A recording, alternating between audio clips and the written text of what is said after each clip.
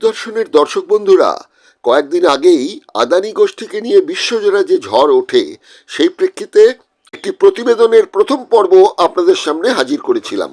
আজ পেশ করছি দ্বিতীয় ও শেষ পর্ব। যারা এখনো প্রথম পর্বটি দেখেননি, অনুরোধ করব সেটি দেখে নিতে, তাহলে দ্বিতীয় পর্বটি বুঝতে অনেকটা সহজ হবে। বিষয়টি আপনারা ইতিমধ্যেই জেনে গেছেন দেশের মূল মিডিয়া মারফত, কিন্তু দিগদর্শন চ্যানেলে যে তথ্যগুলো রাখছি সেই সব তথাকথিত মূলধারার চ্যানেল বা সংবাদপত্রের সাংবাদিকরা জানেন কম কিংবা বেশি, কিন্তু তারা কখনোই আপনাদের সামনে সব সত্যিটা তুলে ধরবে না। কেন জানাবে বলুন তো? বছরভর এরা যে কোটি কোটি টাকা আদানি আম্বানি গোষ্ঠীর কাছে বিজ্ঞাপন বাবদ পায়, তাতে কি এসব বলা যায়? তাছাড়া দেশের সিংহভাগ মিডিয়াও তো এইসব ব্যবসায়ী গোষ্ঠী প্রত্যক্ষ বা পরোক্ষভাবে কিনে রেখেছে। তারা কি আপনাদের জানিয়েছে সাম্প্রতিককালে আমেরিকা থেকে যে জালিয়াতির অভিযোগে গৌতম আদানি ও তার সঙ্গীদের বিরুদ্ধে গ্রেপ্তারি পরোয়ানা জারি হয়েছে, সেই গৌতম আদানি ব্যবসা থেকে অবসর নেওয়ার কথা সিদ্ধান্ত নিয়েছেন বেশ কিছুদিন আগেই? এ ব্যাপারে বিস্তারিত বলবো। প্রথমে বলবো আদানি গোষ্ঠী কতটা সততার সঙ্গে ব্যবসা করার যে দাবি করছে সেটা কতটা সঠিক। আদানি আম্বানি গোষ্ঠীর ব্যবসার ধরনটি কেমন, কতটা সঠিক বা কতটা বেঠিক, সে প্রসঙ্গের আগে সবচেয়ে বড় কথা, দেশের বুদ্ধিমান শিক্ষিত বিদ্বান নাগরিকদের মুখে একটা কথা প্রায়শই শোনা যায়, আদার ব্যাপারই আমরা, জাহাজের খবর জেনে লাভ কী? কিন্তু এরা ভেবে দেখেন না যে স্বাধীনতার শতবর্ষ আসার আগেই আম জনতা আদার ব্যাপারই তো দূরের কথা, হজমিগুলির ব্যাপারেও হতে পারবেন না। দেশের জনগণ হবেন চুক্তিভিত্তিক দাস। 2007 সালের 3রা জানুয়ারি হায়দ্রাবাদের বিজ্ঞান কংগ্রেসে বিজ্ঞান ও বাস্তব যৌক্তিকতা শীর্ষক ভাষণে খ্যাতনামা অর্থনীতিবিদ বঙ্গসন্তান অমর্ত্য সেন বলেছিলেন, এদেশে ধনী দরিদ্রের বৈষম্য এত বাড়ছে যে অচিরেই ভারত দুভাগে ভাগ হয়ে যাবে। এক ধাপ হবে ক্যালিফোর্নিয়া এবং আরেক ভাগ হবে সাব সাহারা আফ্রিকা। অমর্ত্য সেনের সেই বক্তব্য আজও সমানভাবে প্রযোজ্য। চলতি বছরের মার্চ মাসে ওয়ার্ল্ড ইনইকুয়ালিটি ল্যাবের তথ্য 2022-23-এ the rise of the billionaire raj প্রতিবেদনে জানিয়েছে, ভারতের 40% দেশের সম্পদ রয়েছে 1% ধনকুবেরদের হাতে। 2022-23-এ ভারতের ধনীতম 1%-এর উপার্জনও সর্বোচ্চ সম্পদ হয়েছে। দেশের মোট উপার্জনের 22.5% কয়েকজনের হাতে। এই ধনকুবেরদের উপার্জন ও সম্পদ বিশ্বের মধ্যেও সেরা। ব্রাজিল, দক্ষিণ আফ্রিকা, এমনকি আমেরিকার মতো দেশগুলির থেকেও এগিয়ে। মার্কিন দেশে সবচেয়ে ধনীদের তালিকায় থাকা 1%-এর হাতে রয়েছে দেশের উপার্জনের 10.9%। ব্রিটেনের ক্ষেত্রে তা 10.2%। এই সমীক্ষার খতিয়ান টমাস পিকোটি, লুকাস চ্যান্সেল, অলমোল সোমাঞ্চি ও নিতিন কুমারের মতন ভারতীয় অর্থনীতিবিদ ও গবেষকরাও সমর্থন করেছেন। এই সমীক্ষায় বিশ্লেষণ করে বলা হয়েছে, 20 বছর আগেও 1% ধনীর হাতে ছিল জাতীয় সম্পদের 25.4%। দেশের প্রান্তিক জনগণের 50%-এর হাতে ছিল জাতীয় সম্পদের মাত্র 6.9%। একটা মজার কথা বলেছেন বিজেপির নেত্রী সায়না এনসি। তিনি বলেছেন, এই 1% ধনীরও কিন্তু অবদান আছে ভারতীয় অর্থনীতিতে। এই সম্পর্কে এই প্রতিবেদক এক মেধাবী অর্থনীতিবিদকে বিশেষজ্ঞের মত জানাতে অনুরোধ করে। তিনি বলেন, অসুবিধে আছে। আসলে তিনি মোটা টাকার বেতন পান কেন্দ্রীয় দপ্তরের কর্মী হিসেবে, সুতরাং কথা বলবেন কি করে? কংগ্রেস ও বাম দল এই ব্যাপারে তীব্র সমালোচনা করেন, কিন্তু কংগ্রেস যে ধোয়া তুলসী পাতা এমনটা তো নয়। আবার বামেরাও অতীতে কংগ্রেসের ধামা ধরেছে, এখনো অস্তিত্ব বাঁচাতে ইন্ডিয়া জোটে ঢুকে বসে আছে। অথচ এই বাম দলের একজন নির্লোভ সৎ রাজ্যসভার সদস্য, গণশক্তি কাগজের প্রাক্তন সম্পাদক প্রয়াত দীপেন ঘোষ একটি বই লেখেন 2006 সালে। বইটির নাম উদারনীতির মুখাবয়ব। এই বইয়ের প্রকাশক ন্যাশনাল বুক এজেন্সি।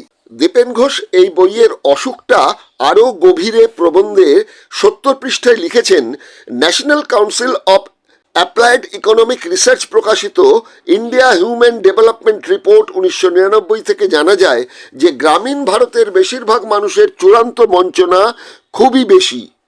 যেমন গ্রামের মোট জনসংখ্যার প্রায় অর্ধেক হল নিরক্ষর এবং সামর্থ্য দারিদ্র্যের শিকার। প্রায় 40% আয় খুবই নিম্নমানের।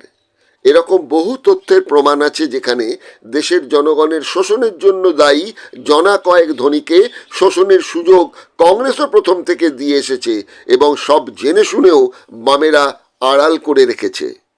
এখন তো বামেদের আরও সংকট, কেননা আরএসএস জন্মলগ্ন থেকেই বলে এসেছে তাদের প্রধান শত্রু কমিউনিস্টরাই। 2023 সালেও দশেরার দিন নাগপুরের সদর দপ্তরে আরএসএস প্রধান মোহন ভাগবত বলেছিলেন তাদের কাঙ্ক্ষিত হিন্দু রাষ্ট্র গঠনের চ্যালেঞ্জ বা মোকাবিলা করার ক্ষমতা যদি কারো থাকে তারা বামপন্থীরা। তাই তিনি আরএসএস এর ক্যাডারদের বলেছেন বামেদের ইকোসিস্টেমকে ভেঙে গুড়িয়ে না দিলে হিন্দু রাষ্ট্র গড়া সম্ভব হবে না। কিন্তু সংসদীয় রাজনীতিতেও বিশ্বাসী দেশের বামপন্থীরা যে নখদন্তহীন সেটা বোধহয় ভাগবতজি এখনো বুঝে উঠতে পারেননি। ফিরে আসি আদানি প্রসঙ্গে। হ্যাঁ, গৌতম আদানি 60 বছর বয়সে সিদ্ধান্ত নিয়েছিলেন আর 10 বছর পর তিনি অবসর নেবেন ব্যবসা থেকে। তবে তার আগে কলেজ ড্রপ আউট গৌতম আদানির ইচ্ছে ছিল বায়োগ্রাফি প্রকাশ করার। দায়িত্ব পান প্রবীণ সাংবাদিক আর.এন. ভাস্কর। পরিচিতি মহলে গৌতম তুফানি নামে পরিচিত। আর.এন. ভাস্কর নিজেই উদ্যোগী হয়ে লেখা শুরু করে দেন কয়েক বছর আগে থেকে। আদানি অনুমতি দেওয়ার আগে এক বৈঠকে আর.এন. ভাস্করের কাছে জানতে চেয়েছিলেন তার জীবনের বিতর্কিত বিষয়গুলি কিভাবে উপস্থাপন করবেন সাংবাদিক। তার বক্তব্যে সন্তুষ্ট হয়েই গৌতম আদানি অনুমতি দেন। গৌতমের বড় ভাই বিনোদ যে কলেজে পড়েছেন সেই জয়হিন্দ কলেজে পড়ার ইচ্ছে ছিল গৌতমের, কিন্তু যোগ্যতায় উপযুক্ত নন বলে কলেজ তাকে ফিরিয়ে দেয়। এরপর আর গৌতম আদানি কলেজে যাওয়ার ইচ্ছা ত্যাগ করে দেন। সাইকেলে করে শাড়ি নিয়ে ঘরে ঘরে বিক্রি শুরু করে দেন। 2023-এ সেই আত্মজীবনী the man who change India প্রকাশিত হয়েছে। সেই বইতে একদিকে যেমন গৌতম আদানির পেশাগত নিষ্ঠা ও সাফল্যের কথা আছে, তেমন আছে ব্যক্তিগত জীবনের কথা। 2 বছর আগেই 60তম জন্মদিনে গৌতম আদানির স্ত্রী প্রীতি আদানি একটি ছবি টুইটারে প্রকাশ করেন দুজনের। সেখানে তিনি 36 বছর আগে তাদের বিয়ের স্মৃতিচারণ করে স্বামীর সুস্বাস্থ্য কামনা করেন। গৌতমের আত্মজীবনীতে জানা গেছে প্রীতির বাবার পছন্দ ছিল গৌতম আদানিকে। প্রীতি তখন দাঁতের ডাক্তারি পড়ছেন। কলেজ ছুট ছেলেকে বিয়ে করার ইচ্ছে তার ছিল না, কিন্তু পিতার ইচ্ছেকেই প্রাধান্য দিয়ে 1986 সালের 1 মে বিয়ে করেন গৌতম আদানিকে। দিগদর্শনের এই পর্ব অবশ্য গৌতম আদানির ব্যক্তিগত জীবন নিয়ে নয়, তার কর্মজীবনের সততা নিয়ে। আত্মজীবনীর লেখক সাংবাদিক আর.এন. ভাস্কর তো IIFL গ্রুপের প্রতিষ্ঠাতা নির্মল জৈনের নেওয়া এক সাক্ষাৎকারে গৌতম আদানিকে প্রায় ঈশ্বরের আসনে বসিয়ে দেন। শুনবেন নাকি সেই সাক্ষাৎকারের একটু অংশ? When I met him first in 2005, and I went to Mundra uninvited. I was working for a German publication, and this was a logistics publication, and they told me, Bhaskar, there's something happening in Mundra, please go and check. I found a few friends who told me how to get in. I got in, made some friends with some other people, and I was surprised that by the end of the day, his senior managers came, invited me and explained to me what the port was about. And the port is a story by itself, where he defied all conventions and built a port with the smallest of capital and growing the money within and replowing the money, and has made it the finest and the largest port in India. He's a port king. He owns 12 ports in India. He's got 2 more coming up, one in Tajpur in West Bengal and in Haldia. And he owns a port in Australia. He owns a port in Israel. And if everything goes right, he will even re-own. He almost owned it. Then there were some problems with international financiers. He'll re-own the port in Sitwe, Myanmar. and he owns a port in Sri Lanka, which is strategically Sri Lanka, very important yes. for India. So no, these are certain defense requirements. So I think the line between the geopolitical, and in fact, I'll come to the defense question in a minute about the military-industrial complex, and will start blurring in the way that you understand where I'm coming to. You see, the trouble with most of Gautam Adani's projects have been won on open tender basis. I said most because Mundra was a negotiated deal with the state government. Defense, you can never have tenders. It has to be selective. Because you can't have a pricing war in defense. You need the best technology. And if you look at the book, there's a table on collaborations in defense that Gautam Adani has. He's got the most blue-blooded players in defense. What is interesting is most of his collaborations are from Israel, acknowledged for its genius in military technology and strategy. In the drones, in military drones, he's already become an exporter from India. And the trouble with dealing with military equipment is only one. A country needs a good regulator, and India does not have a good regulator. When you don't have a good regulator, just like you described it as military-industry complex, that is a danger that's always around. But knowing the way Gautam Bhai has always maneuvered his businesses through the most difficult of shoals, I have no reason to disbelieve that he will find a way to handle that too. নীরব মোদিরা যখন ব্যাংকের টাকা মেরে বিদেশে পালায়, নীরব ছিলেন মোদি। অনেকে মজা করে বলতেন, কাঁটার জলসায় নীরব কেন মোদি? এবারেও যখন আদানি যেদিন দোষী সাব্যস্ত হলেন, প্রধানমন্ত্রী ছিলেন বিদেশে।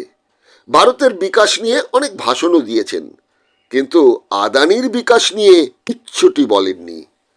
এরপর 2 বিধানসভা ও উপনির্বাচনের ফল ঘোষণা। দেশে ফিরে সেই প্রসঙ্গ। মহারাষ্ট্রের জনগণকে তিনি ধন্যবাদ জানিয়ে বললেন, পরিবারবাদ রুখে দেওয়া হয়েছে। অথচ যোগী রাজ্যে 4 লাখের বেশি ভোটে জিতে এলেন প্রিয়াঙ্কা। তাকে কিন্তু যোগীজি রুখে দিতে পারেননি। মহারাষ্ট্রে, ঝাড়খণ্ডে বহু নেতার পরিবারের সদস্যরা ভোটে জিতেছেন, যাদের অনেকেই আবার বিজেপির বা শাসক দলের মোদিজির বা শরিক দলের।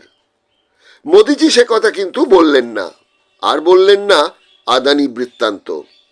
দীর্ঘ কয়েকদিন পর সংসদে শীতকালীন অধিবেশনের প্রথম দিন যখন ভেস্তে গেল বিরোধীদের চাপে, বিরোধী দলনেতা জয়রাম রমেশ 2 হরিহর আত্মাকে মোদানি বলে সম্বোধন করলেন, তখনও কিন্তু টু শব্দটি করলেন না মোদি।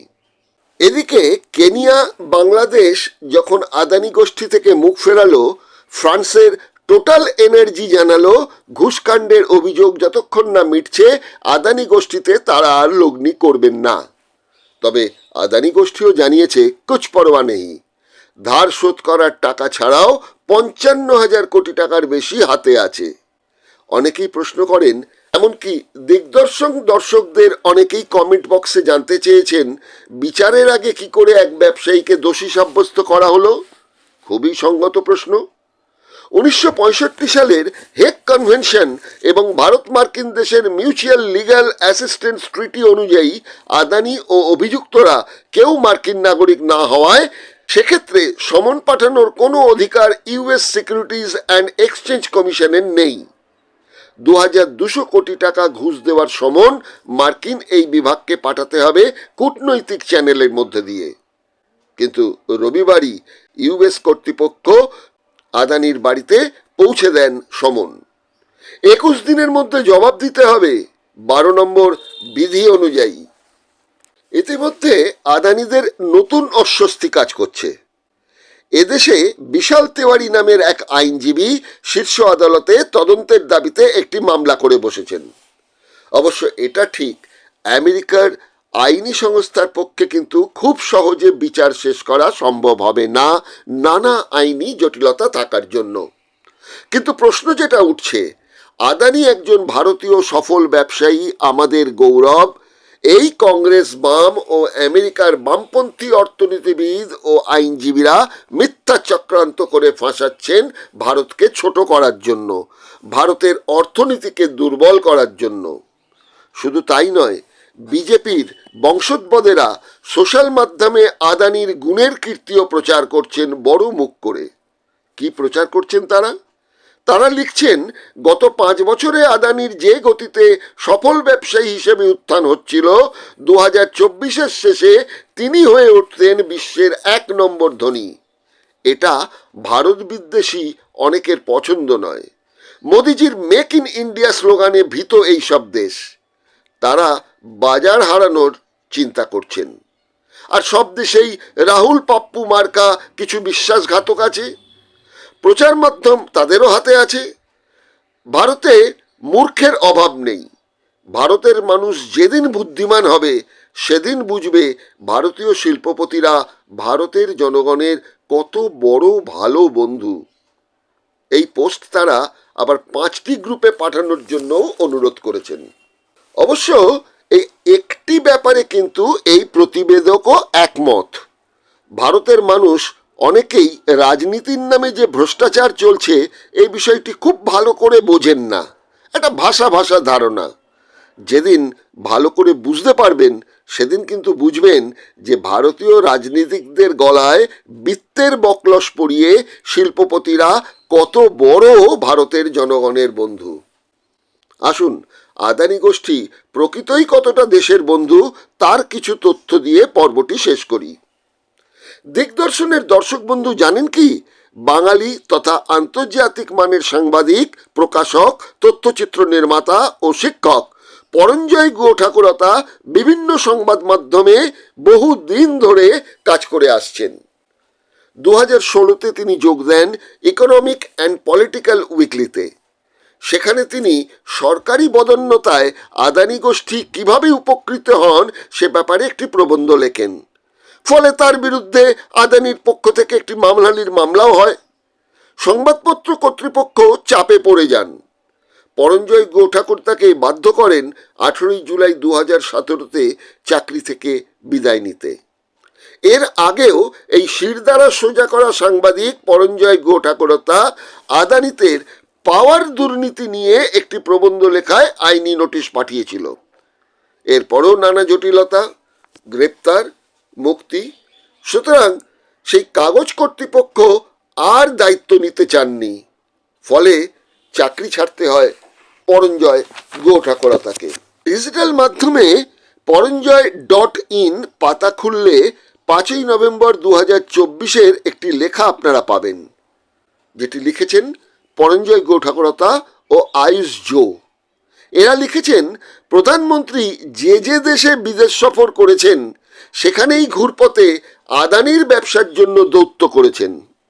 বেশিরভাগ ক্ষেত্রেই সফল হয়েছেন। অনেক ক্ষেত্রে তো দুদেশের বাণিজ্যের স্বার্থে প্রতিনিধি দলে বগল দাবা করে নিয়ে গেছেন গৌতম আদানিকে।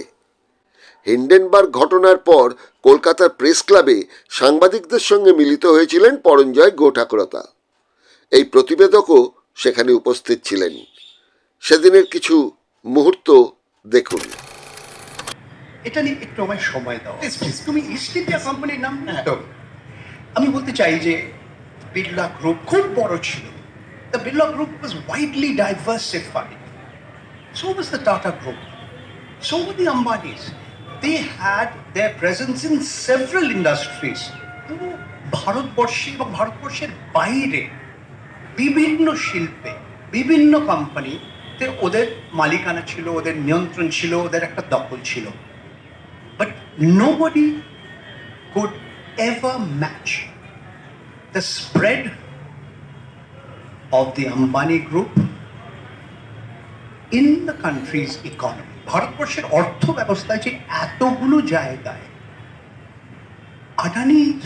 আদানি গোষ্ঠী, আদানি ঘরানার কোম্পানি থাকবে, এটা আমাদের প্রত্যেককে আশ্চর্য করে দিয়েছে। কারণ কেউ ভাবেনি যে এত তাড়াতাড়ি একজন শিল্পপতি, একজন পুঁজিপতি সে এতগুলো জায়গায় এগিয়ে আসতে পারে। একটু সময় নিয়ে বলি প্লিজ, এটা একটু সময় নিয়ে বলি। না থেকে প্লাস্টিক বানাবার কোল টু পিভিসি প্রজেক্টও একটা একটা প্রপোজাল ছিল, কিন্তু তারপরে ওরা বলেছে না আমরা এটা এগোবো না। মানে কয়লাকে আগে ওরা গ্যাস করবে, গ্যাস থেকে ওরা প্লাস্টিক তৈরি করবে। তো কয়লা যখন খনন করছে, কেন খনন করছে? বিদ্যুৎ উৎপাদনের জন্য। তো ইন্ডিয়া's biggest generator of electricity using coal after the public sector NTPC, National Thermal Power Corporation, is the Adani Group. ওদের একটা সময় প্রায় 14টা প্রজেক্ট ছিল, 2-3টে এগোয়নি, বিভিন্ন জায়গায় আছে, মানে নাম করলে মানে পুরো ভারতবর্ষে আছে ওদের প্রজেক্ট। তো তাছাড়া আদানি নিজেদের মনে করে যে আমরা, দেখো অনেকে বলে যে আমরা we are big coal, we are proponents of big coal, we are deniers of climate change. Climate change জলবায়ু পরিবর্তন, হ্যাঁ, যে আমরা জলবায়ু পরিবর্তনে বিশ্বাস করি না, আমরা বড় বড় আমি খালি কয়লা খনন করি না। সেই জন্য আজকে ভারতবর্ষে সবচেয়ে বেশি সোলার এনার্জি এবং সোলার এনার্জি তৈরি করার যে জিনিসপত্র লাগে, যন্ত্রপাতি লাগে, আদানি গ্রুপ তৈরি করছে। এবং উইন্ড পাওয়ার, বায়ুচালিত এতেও আদানি 1 নম্বর জায়গা। তো that means he is India's number 1 in all kinds of energy. এই মুহূর্তের খবর, বাংলাদেশের মতো শ্রীলঙ্কা সরকারও আদানির সঙ্গে বিদ্যুৎ চুক্তি খতিয়ে দেখার সিদ্ধান্ত নিয়েছে।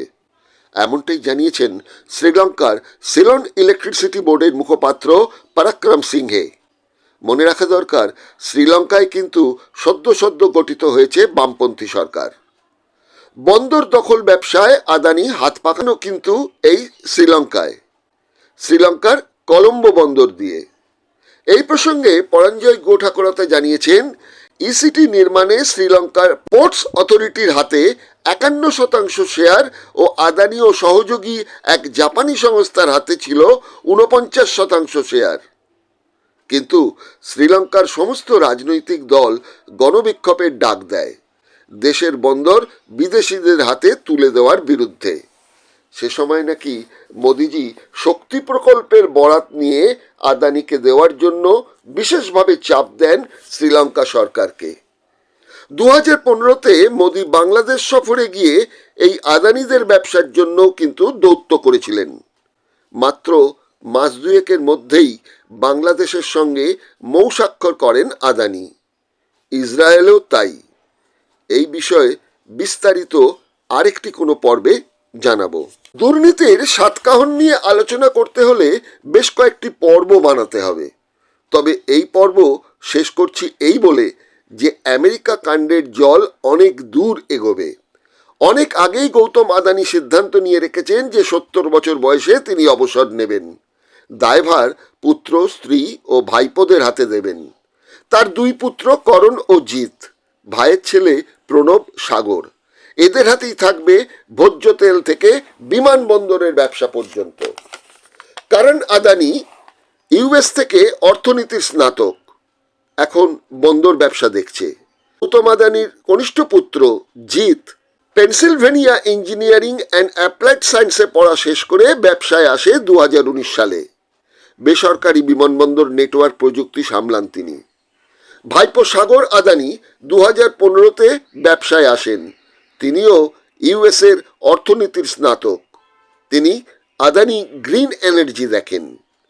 প্রণব আদানি আরেক ভাইপো, 1999 থেকে ভোজ্য তেলের ব্যবসাটা দেখেন।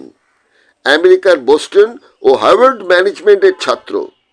ভোজ্য তেল ছাড়াও এগ্রি লজিস্টিক ও রিয়েল এস্টেট ব্যবসার, এমনকি কুখ্যাত মুম্বাইয়ের ধারাভি ডেভেলপমেন্ট প্রজেক্টের দায়িত্বেও আছেন এই ভাইপো প্রণব আদানি। ইতিমধ্যে খবর পাওয়া গেল, তেলেঙ্গানা সরকারকে যে 100 কোটি টাকা গৌতম আদানি দিয়েছিলেন একটি বিশ্ববিদ্যালয় বানাবার জন্য, তেলেঙ্গানা সরকার সেই টাকাটা ফেরত দিয়ে দিচ্ছে। প্রশ্ন একটাই থাকছে, গৌতম আদানি 70 বছর বয়সে যে অবসরের কথা ভেবেছেন, আমেরিকার অভিযোগে তার আগেই যদি জেল যাত্রা হয়ে যায়, সেক্ষেত্রে তো 70-এর আগেই অবসর নিতে হবে। আইন নাকি এমনও আছে যে মার্কিন দেশে বিচার হলেও ভারতবর্ষেই তার জেল হতে পারে, সেক্ষেত্রে জরিমানাও হতে পারে। সেসব প্রসঙ্গ নিয়ে অন্য কোনো পর্বে আসব। আজ এই পর্যন্ত। এই অনুষ্ঠানটি যদি ভালো লাগে লাইক দেবেন, সাবস্ক্রাইব করবেন এবং অবশ্যই শেয়ার করবেন। দিগদর্শন, 10-এর পাশে, দেশের সাথে।